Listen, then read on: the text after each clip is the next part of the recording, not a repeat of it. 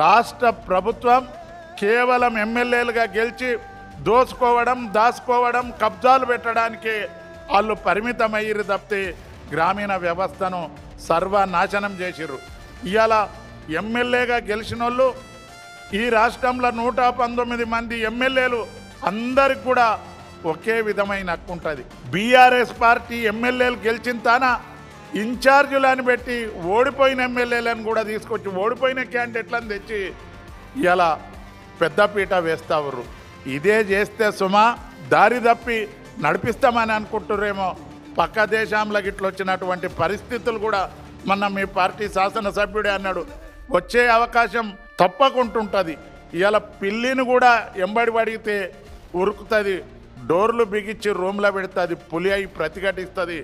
ప్రజా తిరుగుబాటు కూడా తప్పకుండా మీ మీద వస్తుంది. ఏదో కళ్ళబొల్లి మాటలు చెప్పి కాకమ్మ కథలు చెప్పి రోజులు గడుపుతూ ఉంటే అది ప్రజలు సహించరు.